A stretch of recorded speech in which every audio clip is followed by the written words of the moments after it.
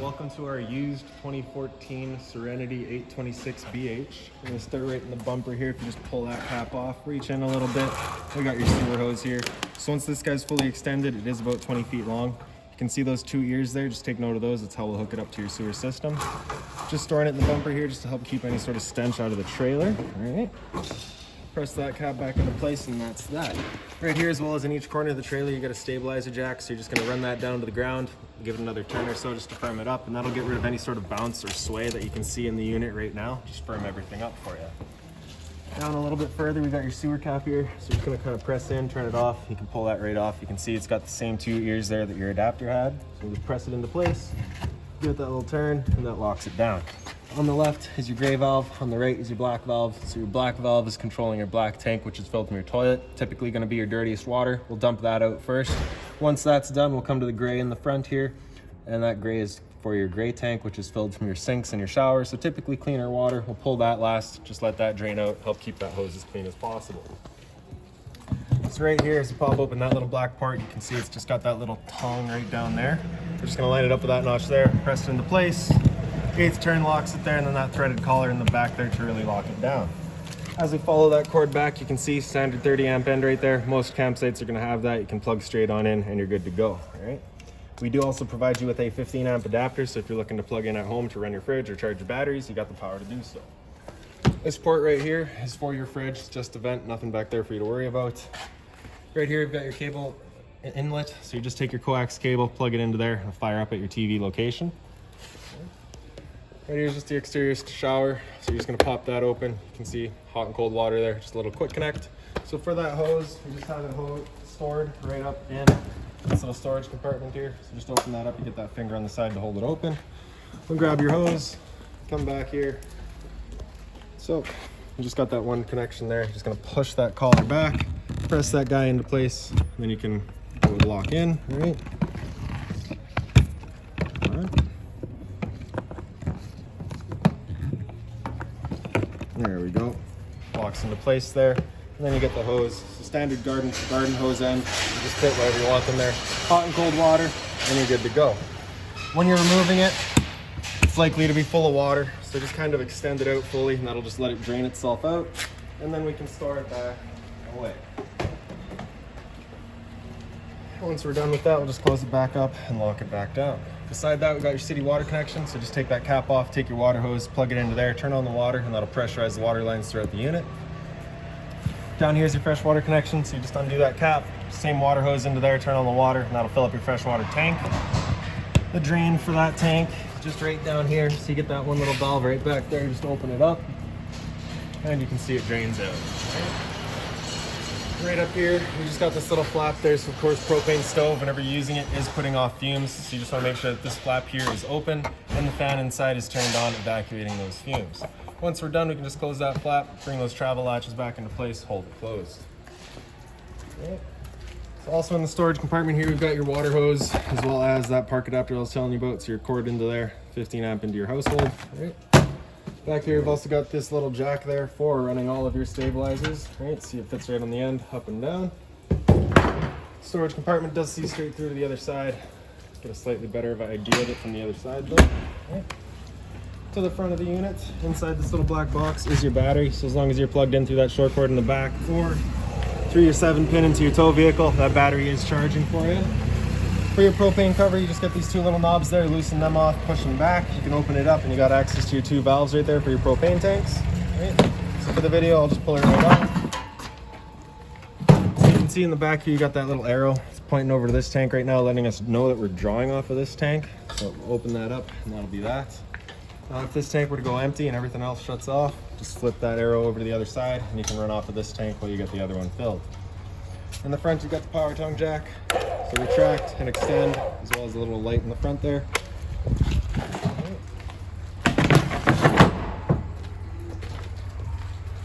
So we got the other end of your storage compartments here. Inside this end, you do just have a little light up on the wall there. Right. There we go. Okay. And as we make our way back, just got your cable and antenna outlet right there. Power outlet beside it, so if you're looking to have a TV outside, you got the power to do so. Right here's your furnace exhaust, so if you're ever running your furnace, you just want to make sure nothing's drooped over that. It does get hot. On the back, you just got this little rear storage compartment there. Then in the very back of the unit, you've got what I believe was maybe once upon a time a barbecue holder. We don't have the barbecue for the unit, but if you're looking to do something back there, you got a hanger for it. Beside that, we got your hot water tank, so you just got this little keyway there. Slide that up, pop it on open. So you can see right down in the bottom corner here, you just got that little electrical switch that turns on the hot water tank with propane. Before you ever turn it on though, whether it be with the electricity, which is down there, sorry, and the propane, which is inside, you just want to hit that relief valve. Make sure that bit of water comes out. That bit of water coming out is just letting you know that the hot water tank is full and it's safe to fire up. Firing it up empty just runs the risk of burning out your elements and such like that, right? Once we get inside and turning it on with propane, I will go over a reset procedure, and the button that I refer to is just right there, right? And then lastly back here, we've of course got your spare tire. Right? So we'll make our way inside the unit now. As you can see here, we got this little T-latch. So that latch is just going to slide into there, holds the door open for you at 90 degrees. So the reason for it being held at 90 degrees is just because we don't want it opening up all the way, contacting our arm. For the step, you're just going to grab that bottom step and pull it on out as straight as you can, and there you go. When you first get inside the unit, right inside the entrance, you've got your fire extinguisher, so standard, pull a pin, point and shoot. Right up here you got your 3 light switches. The one on the right does all of your interior lights. The one in the center does an amber light for your porch light. The one on the left does a white light for that same light, right? So the 2 different colors of lights there, just for the purpose of, like, in the summer, if you're out at night or in the evening or whatever, you're going to want the amber one just because it doesn't attract the bugs the same, whereas during the day, or if the bugs aren't as bad, you'd want the white. All right. Right down here, you've got your awning switch, so just press and hold extend. The awning will make its way out. So once that awning's fully extended, you'll just see a little white flap at the end come down. You'll also see that metal of the tube. And once you do see that, you want to stop. You don't want to keep going. Alright, so there's the flap there coming down. You can see that flap at the end there, as well as that metal of our tube. So that's where we're going to stop. If you're to continue extending, it will actually wind itself up backwards, in which case the fabric will be underneath the tube, allowing it to then hold water, accelerating the growth of mold and mildew. Now if it were to start raining, it's going to be holding water anyways, so what you can do is just come to either arm, front or rear, just pull down on it. You can see that changes the pitch of the awning out at the head, allowing water to then run off. Now if you like that angle better, because it does give you more shade, you can do the same thing up at the front. Before you ever bring it back in though, you just want to make sure these guys are back straight and fully extended, just so that we're not running the risk of bending anything. And then we're just going to press and hold your track. The awning will make its way back in. Again, we're just making sure our fabric is over top of the tube. One more thing to keep in mind with your awning is once you get up to about 15-20 kilometers an hour wind, it does just catch the wind. So you want to bring it back in anyways, just so you're not running the risk of bending your arms again.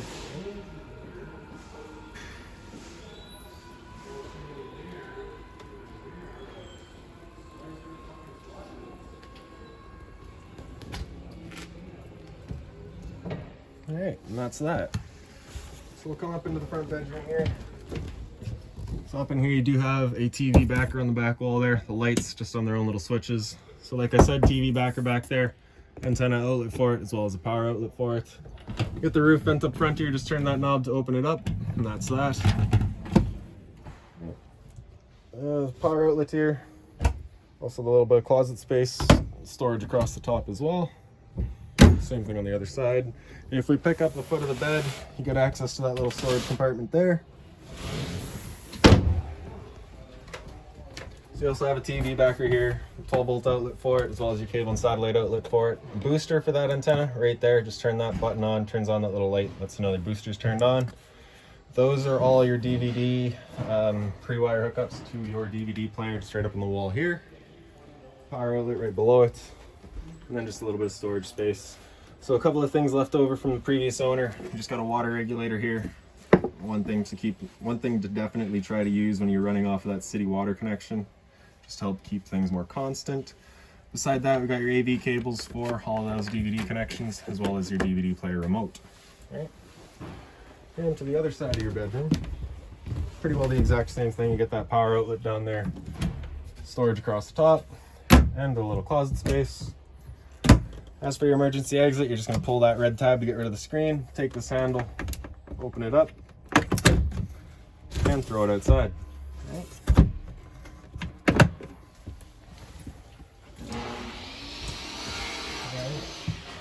So right above your sink here, you just have that one light, hot and cold water, of course, the nice dual sinks. A little bit of storage above. That plug-in back there is for your microwave. A little bit of drawer space here.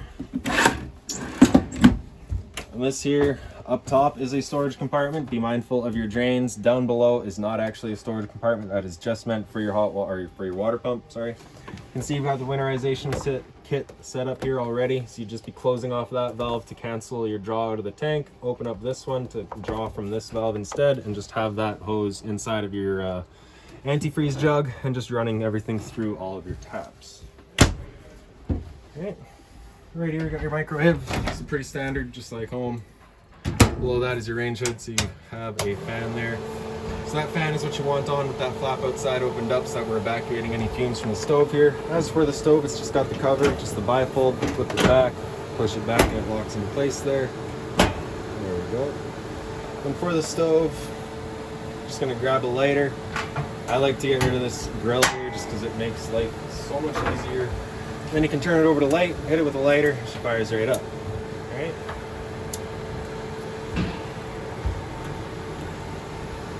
Once you do have them lit up, just take your grill, press it back into place. And that's that. Right? Lift it up, fold it back over, and it sits back over it all. For the oven, you're just going to take that knob, press it in, turn it over to pilot. With your lighter again in the back. You can see that little glow of that pilot light there. Oh, sorry. So it went out because I stopped holding that knob. You do need to keep that knob pressed in for a few seconds, and then that pilot light will hold itself. So now I should be able to release. Nope. Alright, come on. Alright, so we're gonna do a good, I don't know, 5, 7 count. And then we can release it, and it should hold itself. Just like that, all right? And then we can turn it up to a desired temperature, and she fires right up. Once we're done, we can turn it back down to pilot, and it'll hold just the pilot light for you. However, if you're going traveling or leaving the trailer for a while, you wanna make sure that guy's right off. A little bit more storage below that. Up on the wall here, you've got your monitor panel. So that little red switch there is your water pump. Turn that on, draws out of your freshwater tank to pressurize all of your lines. Then the monitoring system up top, so battery, because we're plugged in right now, we're currently C for charging. G would be good, F is fair, L is low. For your fresh tank, as you fill that up, it'll go to 1/3, 2/3, and full. So as you saw, we're currently draining it out right now. That's why we got that reading. Above that, we got black and your gray, so same idea. As you fill those up, it'll go to 1/3, 2/3, and full. For your black, you'll notice it's at 1/3 right there. Like I said, this is a used unit. I've flushed that tank out as much as I can, and I cannot get it to read empty. So I'm hoping that with use, that'll clear it up. All right, so right down here, you've got your converter. So just press the top and center, pops on open. Get all of your breakers down the center there. Whenever a breaker breaks, it'll sit in the middle. So just turn it off and then back on. And on the side here, you've got all of your fuses. If a fuse were to ever pop, that little red light beside it will come on, letting you know exactly which one went.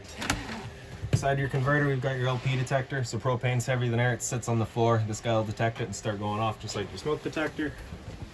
Your fridge here, so you got your 2 settings up top here. So the power button on the left there with it out is off, with it in is on.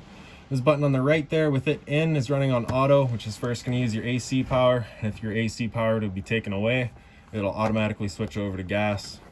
If you're looking to run it solely off the gas, have that button come out and it'll run just on the gas. If that little check light were to come on, it's just letting you know it hasn't fired up. At that point, you just be turning it off and back on to reset it. And if it still doesn't go, just make sure you've got propane. All right, so you can see the little freezer compartment up here, as well as the fridge. All right. Storage beside it all. That grill right here by my feet is just the return air for your furnace. In the little bunk room here, you just got that one little roof vent, turned to open. The bunks are pretty well identical. You can get the light up on the wall, the little window over there. A little bit of storage back here. And then below, same idea, you just get the light with the window. Oh, that's that. Right. Come up into the bathroom now. Light switch is just right up on the wall there. Right below that, it's your water heater switch. So turn that switch on, turn on the water heater, and it'll start firing up. It's gonna try 3 ignition cycles. If it doesn't fire up after that 3rd try, this reset light's gonna come on. At that point, you'll be going out and hitting that reset button that we'd shown you. I stood right here, you can hear the whir of that flame. We know it's good, we know it's going, right?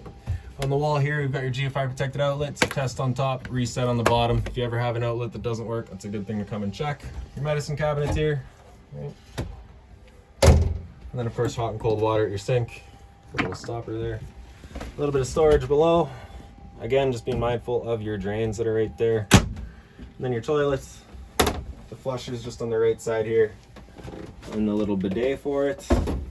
And then right above my head, we got the little roof vent.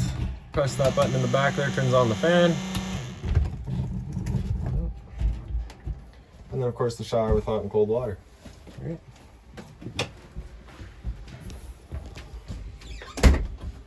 We've got your thermostat here. So this runs just your furnace.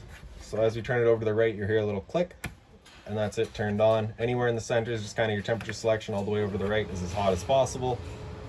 And your temperature readout right down below. Right.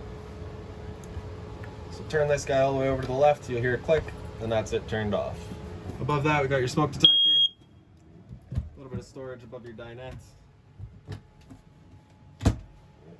So those are speaker set A. Outside is speaker set C. Right. And you also get this little light right above that. And that's pretty well that. Or I guess your DVD player, which is also your stereo. So we got the power button there, top left, turns it on. To a 204 and really, your function, you're going through between your auxiliary, which is in the bottom corner there, and DVD, which of course if you slid it in. And then back to your FM radio. All right, volume up here, band to just select between your AM and FM. All the controls for if you're playing DVD, as well as all the presets for your FM and AM. USB, I believe, is just charging. I don't think there's any information transfer there. And that's pretty well it. Right, power button, turn it back off. Right above my head, you've got your AC. So you got this knob on the right there, it's just your temp selection. We're just gonna leave that max cold because the unit does not have the heat installed with it. It does have a dedicated furnace. So turn it over to low fan, medium fan, and high fan. Those are just moving air, there's no cooling involved there. Come into the cool side, and that'll bring the compressor into it and actually start cooling. You got that on high, medium, and low as well. Like I said, your optional heat isn't actually there, so no point there. All right. Once we're done, just turning it off, and that's that. You just got these little kind of louvers on either end, just kind of choose where your air is getting shot to, and that's that. All right. If you got any other questions on the unit, please feel free to give us a call, 204-237-7272.